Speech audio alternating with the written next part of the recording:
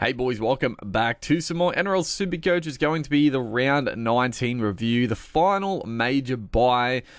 We're approaching the back end of the season now, so it's going to be good. It's going to be exciting little race to the finish, hopefully. Hopefully we can continue the momentum. As you can see, we had a pretty solid week, I gotta say. It was overall a pretty good week. Yeah, we had some very good scorers. I did make one pretty big decision during the round, which also helped me quite a bit, honestly. But yeah, we scored well. We had quite a few big scores. It was a high scoring bye week for sure. Doesn't mean everybody scored well. If you didn't have a couple of the big scoring players, obviously it's a tough round, and that's what can really make or break a bye round, right? If you have a couple of the guys that go massive, you're gonna have a great week. If you don't, it's sort of, I don't know, it feels more than just regular round, I guess, because of just maybe less high upside plays in general. But 1,068, so very happy with that. We jumped, tick under 2.5k. We're sitting 6,459. So we're moving. We're moving. I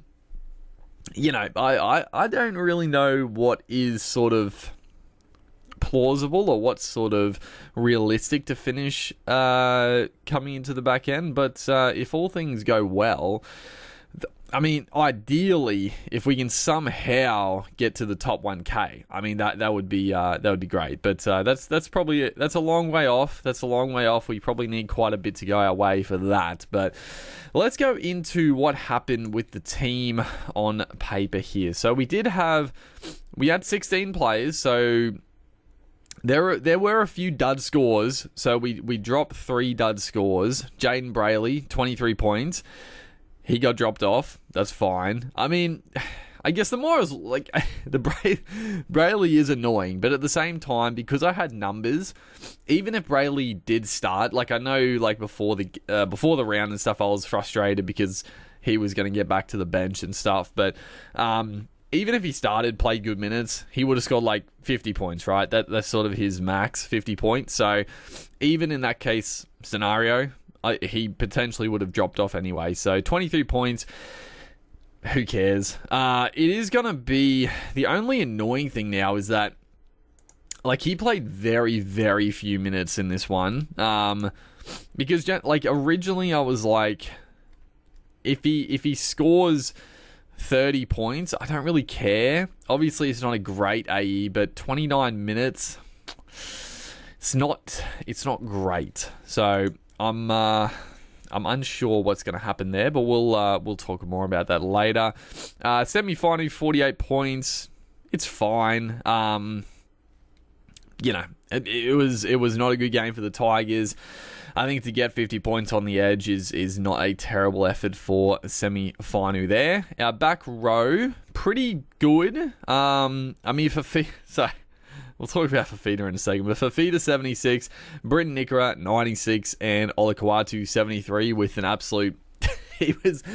Olakau'atu, everybody brought him in, and, it was like, this is the reason why I was very happy to bring Olakau'atu in, don't get me wrong, but at the same time, he is one of those back rollers, Olakau'atu, that can go, like, pretty low.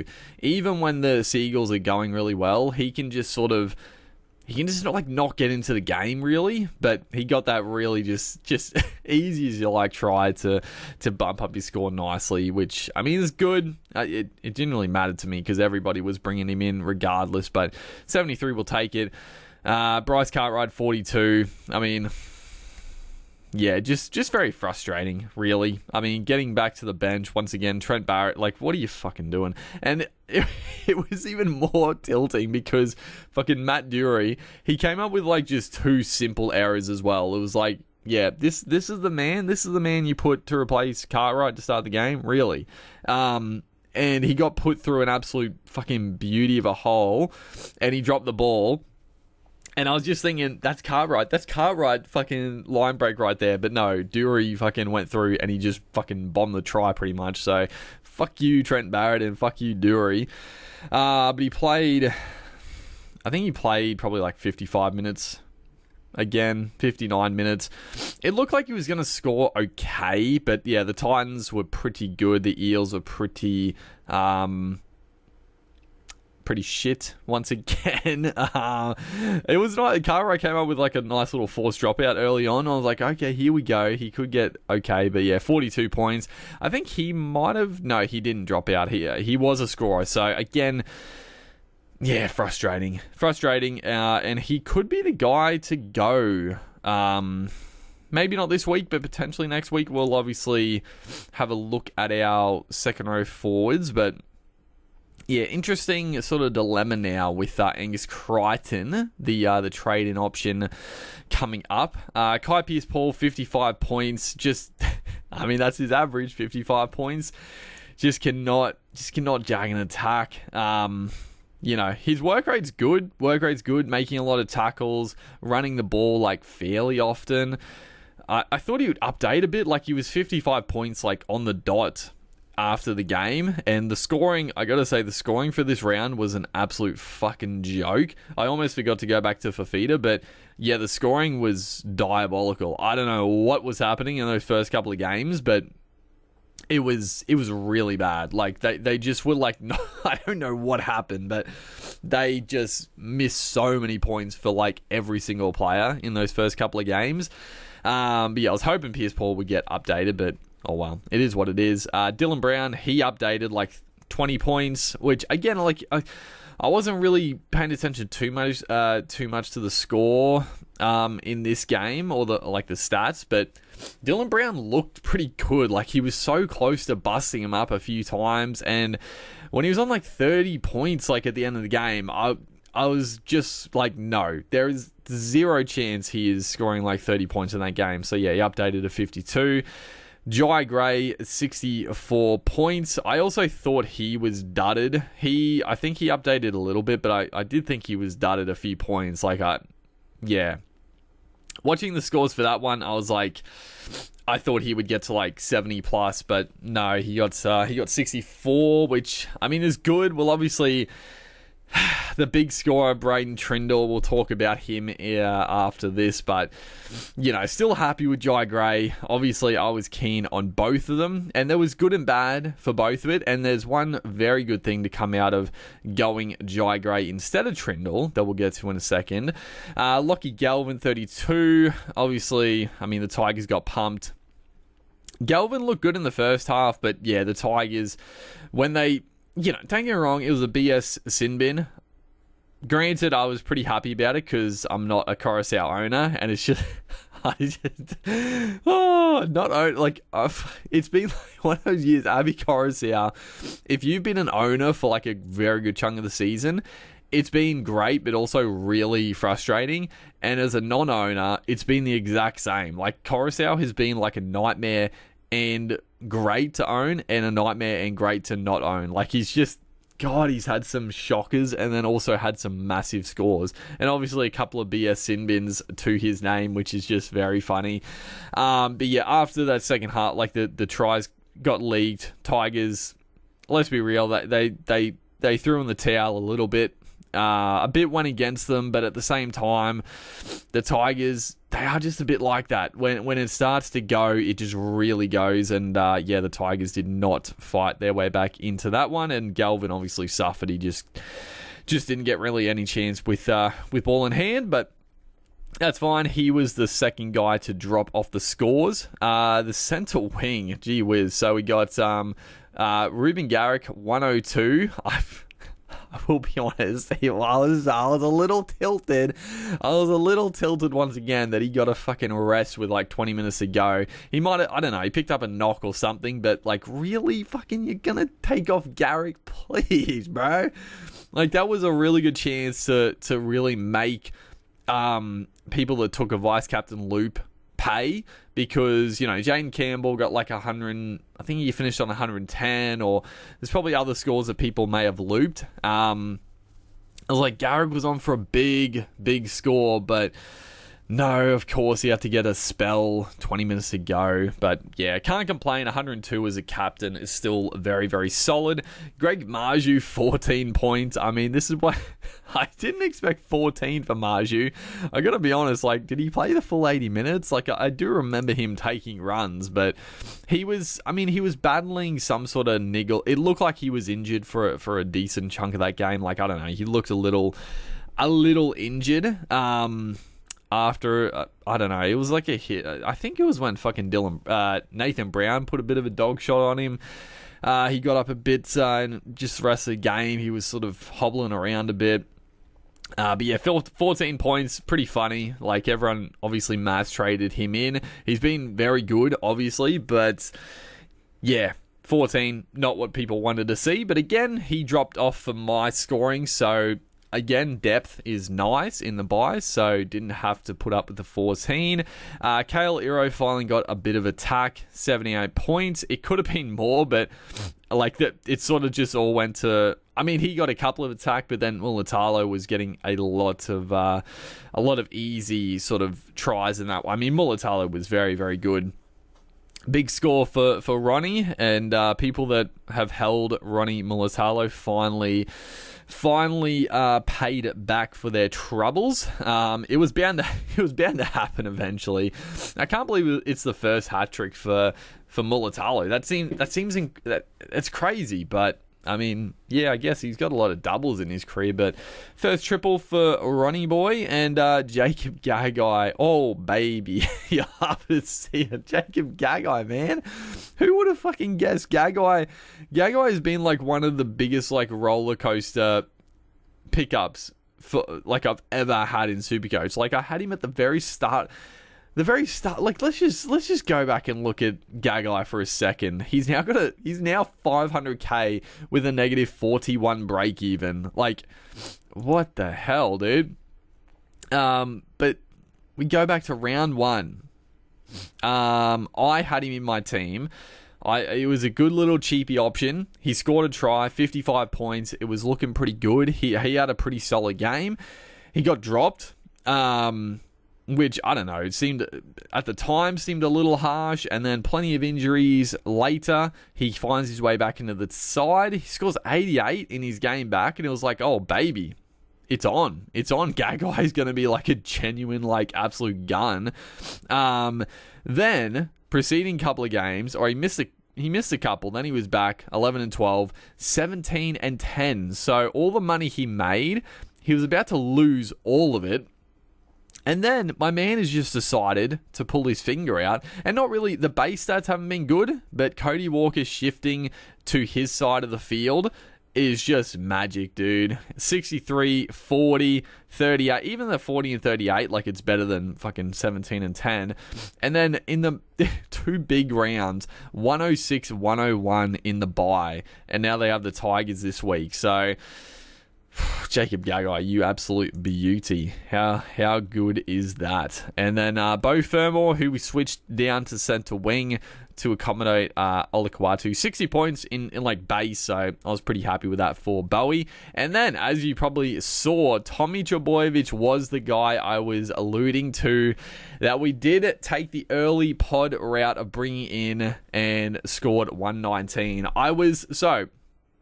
There was quite a bit going on in this, right? So originally, obviously, I had the vice captain on Fafita. Now, this is where the scoring is like absolutely fucked, right? Because Fafita was on like at the end of the game, like 50 points, right? And I think everybody was looking at that. Everybody who saw that was like, there is no shot he finishes on 50. I thought he'd probably get like 30 points in updates. I thought he'd get about 80, and obviously that's insane to get that many points like miss, but I mean, it was pretty much off that one try, off the error, and then he crabbed across field, beat a few tackles, and Philip Sammy scored, and he got like no points for it. And it was like, come on, he's obviously going to get it. But then obviously he was on 50, the scores hadn't updated, and like there's always this like nervousness of like, are they just gonna miss it this week? It was always gonna happen, but there was always the possibility that he doesn't get the updates. So I decided we're obviously not gonna loop him just in case he doesn't get the points. Obviously, it was good. Like, it worked out. Like, it's funny because it worked out nicely. I don't know if he got 76 in updates. Honestly, I don't know if I would have taken it. That would have been like right on the fucking edge, dude. It would have been such an annoying score to know because it's like right there. Like, I think when people say 75 to 80, it's like in a bye week especially, it's very, very tempting, but it's also tempting to not go it. So I don't know. It obviously worked out well. We didn't take the loop because he's on 50 points and we didn't know if he's going to get the updates. Put it on Garrick, who I was pretty confident going in regardless. Against that Knights backline, just the abundance of players missing. They had two forwards playing on the edges. Like, 4 Pines Park, it seemed like a Garrick type of day. But then, the more I thought about it, I was like, I mean, again, the original plan, like I said in the video, if Fafita doesn't go well, and Tommy is confirmed to play fullback, I was going to bring Tommy in and captain him. But I was very scared. So the dilemma of, I really wanted to bring Tommy in, but I was like very nervous about captaining him, right? Coming back from an injury, he didn't look at his best, obviously, last week. And there was obviously a possibility that even if he was playing fullback, he could shift to the center at some point, or, you know, this or that. And then I remembered, wait, I don't have to fucking captain him. Like, for some reason in my head, I was like, if I bring in Tommy, I have to captain him. That's sort of, and I don't know, I guess just the way with Supercoach. If you're bringing in a guy like Tommy or like a Nico or someone like that, it's like, oh, you've got to captain him. But I didn't have to captain him. So I took the safe route of chucking on Garrick. Obviously, we did miss out on a few points by not, you know, by being a little coward and not going captain on Trbojevic. But it was just, honestly, it just put my mind at ease not putting the captaincy on him.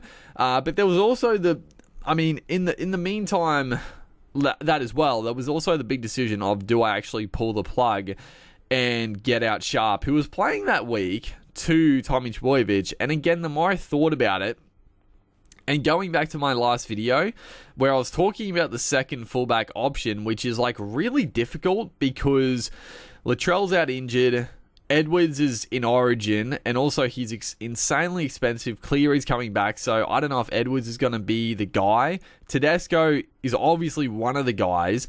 Ponga has a terrible month of footy with Origin this week. He comes back against the Bronx, which isn't bad, and then it's either Penrith and a bye, or it's the bye then Penrith. So it's a really just terrible month sort of to bring Ponga in.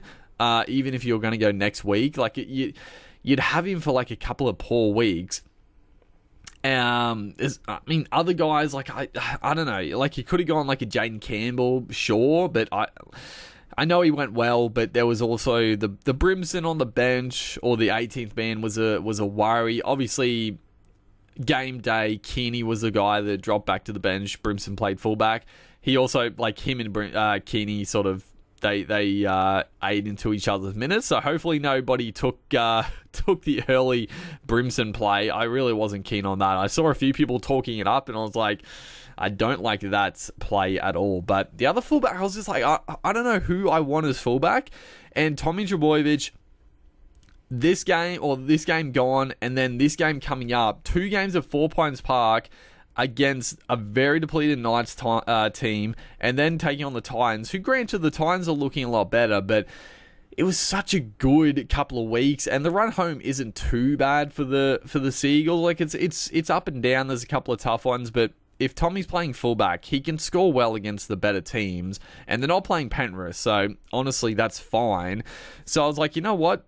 Go early, because if this happens, Tommy goes 100 plus, a lot of people are going to bring him in this week, and you've already you've jumped the gun a little bit and got a big score in the meantime. And Fletcher Sharp, I don't know what he ended up with. I think maybe 50 to 60. Like, he looked pretty good. He looked pretty sharp. No pun intended.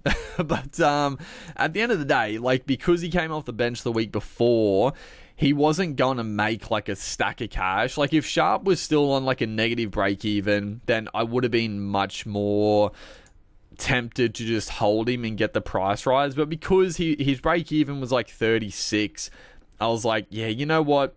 Yeah, he got 50 points. He made 6K. Like, in my mind, it wasn't worth holding Sharp, and Tommy Trbojevic was just the guy to get. As you can see, the trades already, people are going straight to fucking Cleary already. That's one trade.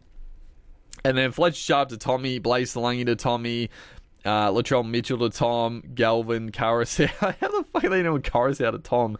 But yeah, a lot of people are going to be jumping on Tom Trbojevic, so I feel pretty damn good about going the early crow on Tom. And like, at the same time, I know last week when he played as center, he obviously wasn't at his best or something, or like whatever, but he hasn't been like at his best for like years. Like, he never, like, there's very few games where you look at him and he's like, he looks electric and he's looking so free. Like, he just doesn't. Like, he looks like he's like, he looks lame, like most games, but he just, whenever he gets the ball, that's when he takes off, right? Defensively, chasing players, it's always a little bit, like, it doesn't look good because he doesn't really put in, I'll be honest. He doesn't put in when he's chasing, like, on defense, but when he gets the ball in his hands, he goes for it. And the big thing about last week was, even though he wasn't looking at his best, he was roaming. Like, he was playing center, but he was finding himself in the middle of the field.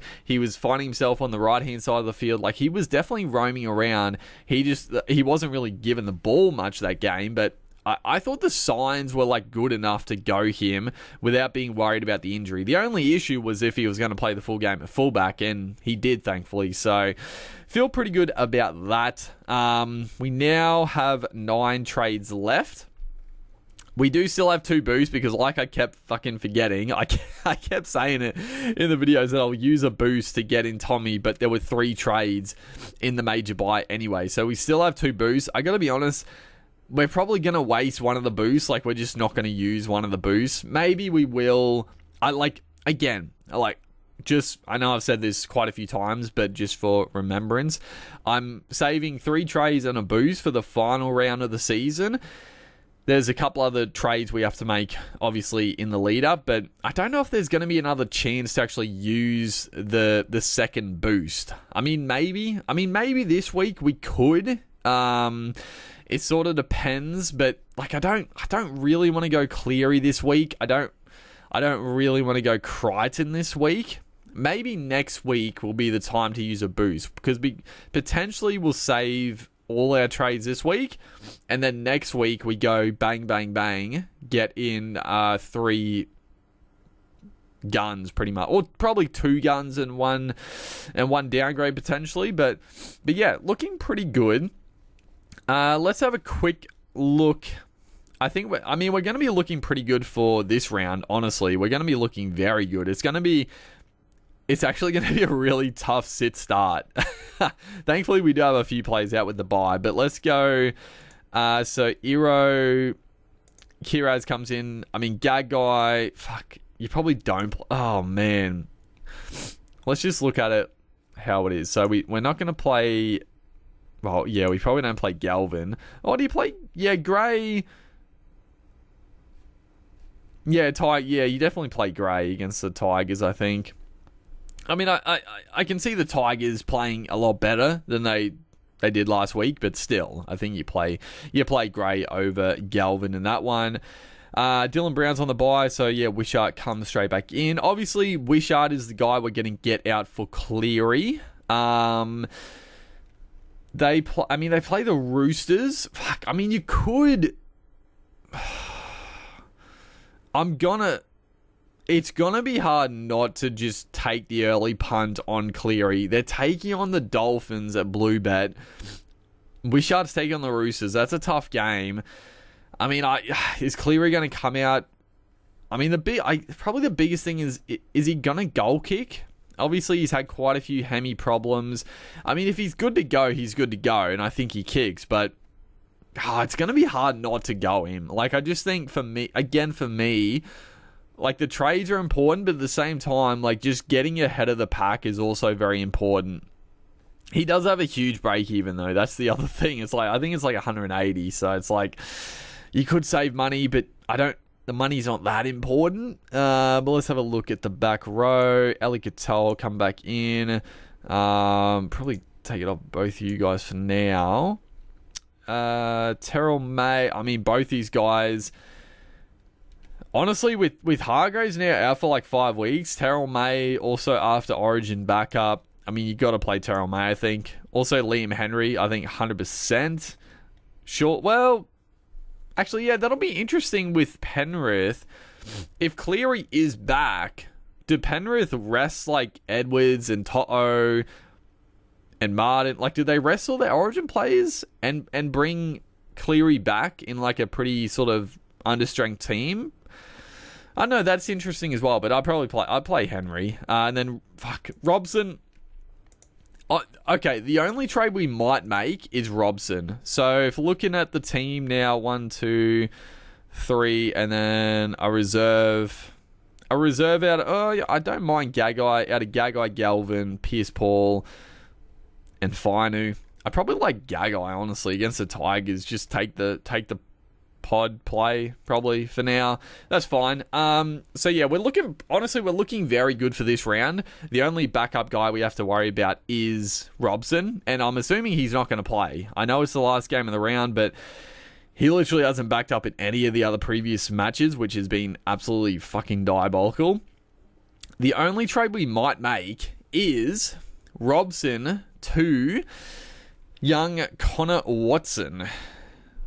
Because again, I'm not that keen on Harry Grant this year. Just with that sternum. Also, like I talked about, because Wishart is playing such good footy, he surely eats into Grant's minutes. I mean, maybe they both play in the middle of the field at the same time, but I don't know.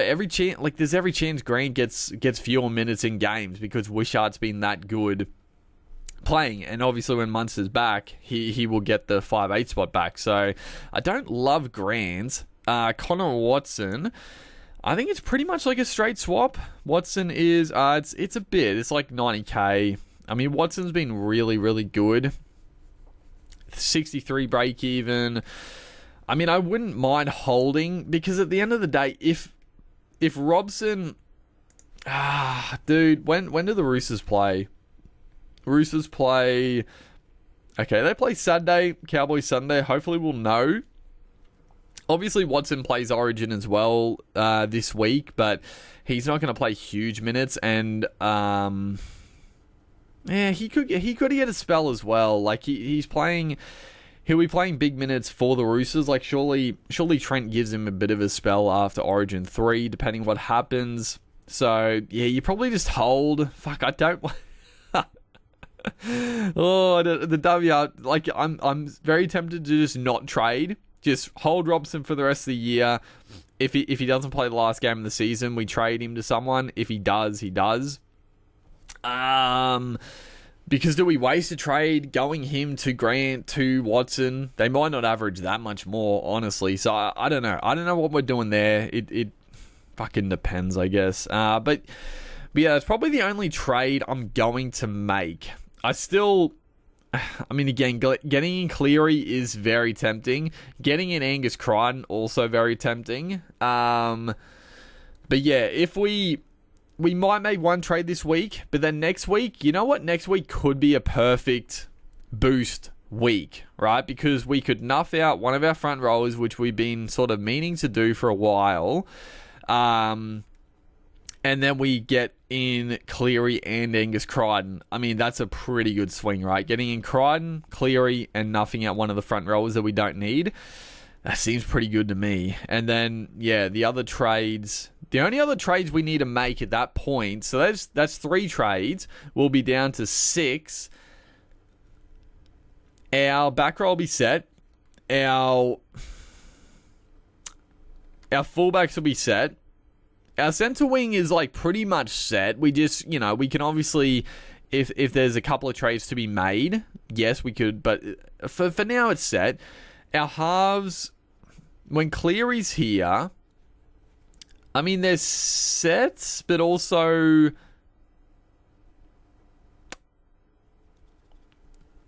we probably still want to try. I don't know.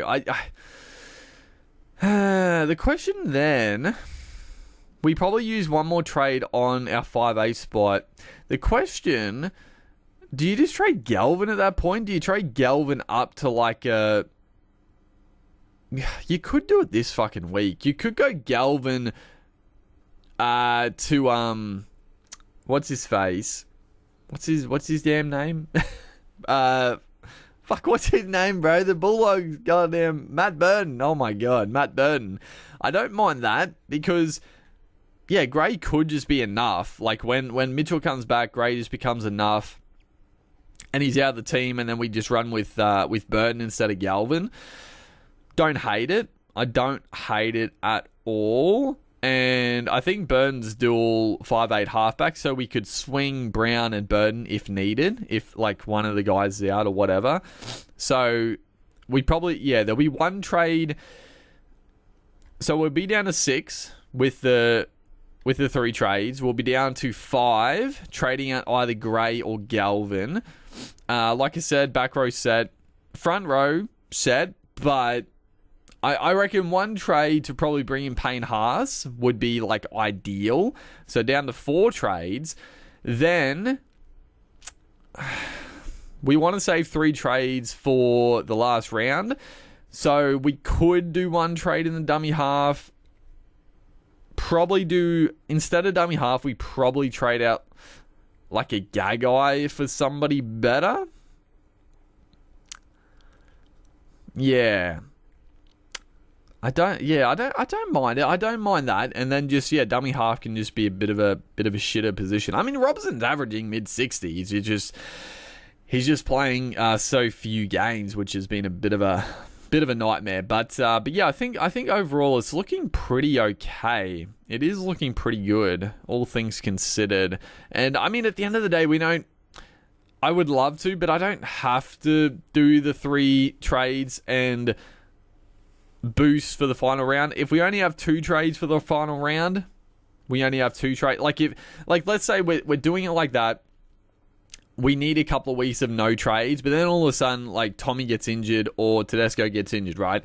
I'm not just going to wait for the final round to make 3 trades. Like, if something like that obviously happens, then we have to just trade one of our guns for another gun and use an extra trade. And then if we have 2 trades for the final round, that's what happens.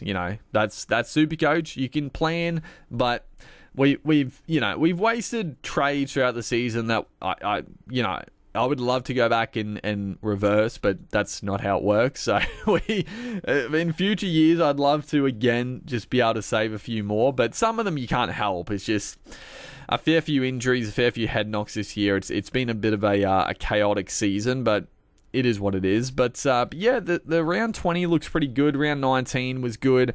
Hopefully we can continue the trajectory. Obviously, full teams are getting back on paper, which is nice. So the pod players are, like, I guess, less relevant in a way. Like, someone like a Jane Campbell is becoming, like, a less relevant, I would say, because it's going to be pretty tough to sort of captain Jaden Campbell when you've got a guy like fucking Tedesco, right? Like, Tedesco, Trebojevic, these guys coming back, even like a Cleary when he's back fit. It's gonna be tough to captain someone like that. It's actually gonna be just talking about captain. It's actually gonna be a bit of a tough round for captains. I actually feel like. I mean, I guess Manly taking on Titans. That's hard to pass up for like a Garrick or a Tommy once again. But it's still, I don't know. The Titans have been better. I don't know. I'm probably overselling the Titans a little bit there. I think the Manly boys at 4 Pines, they just go to another level. So that's a pretty nice matchup for sure. But yeah, that pretty much wraps up this review. Not too much else to say. We got obviously a fair bit coming up this week with Origin. That'll be ramifications with team lists. I mean, not for me personally. Like I said, the only guy is Robson for me that will either back up or not back up. I mean, I would love him just to back up. Like, come on, please. He hasn't backed up any games. They play the last game of the round. Surely he backs up. I don't know. We'll see. We'll see what happens. I don't know what the fuck to do with the dummy halves. I will say one position that I didn't say in the video. But as like lockout was approaching, I was really, really tempted to trade Brayley down to fucking Jamie Humphries, dude. Oh, I was so tempted. Because I knew he had the hooker halfback duel. I mean, the duel doesn't really matter too much, but it could have been important. But I was like, I just nuff out Brayley pretty much, because obviously Humphries will play one game and then he'll be pretty much gone.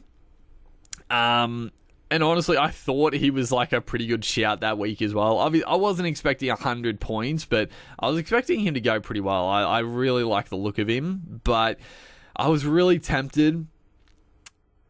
I guess because I brought in Tommy Trbojevic, I didn't want to do a fourth trade. I didn't want to use the boost for that.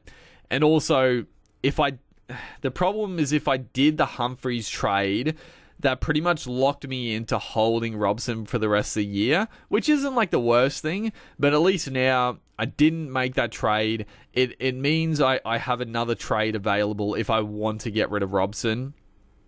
We can, but yeah, I was very tempted. I was tossing and turning about that, but I didn't end up doing it, obviously. But yeah, it would have been nice. It would have been nice to fucking nuff out Brayley and get 100 points for our troubles, but it is what it is.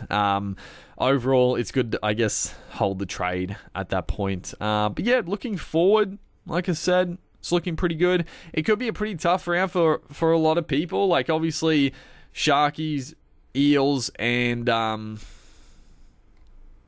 whoever the hell the other team is on the bye. I can't remember. But yeah, quite a few notable teams on the bye. Is it Dragons? Yeah, it must be Dragons. Yeah, a couple of notable teams, and then obviously Origin players backing up. It could be a tricky week. I mean, I hope so. I hope pretty much every Origin player gets ruled out for backup. That would be great because, you know, a lot of teams have sort of, you know, they have a Toto, they have a fucking, who else? Val Holmes still. Couple other guys running around, so hopefully there's carnage this week and we could make a little bit more of a move in round 20, but we will see how Origin plays out and teamless and all that sort of good stuff. So hopefully you guys had a good week as well, are enjoying the content. Make sure to like and comment, and I'll see you guys in the next one.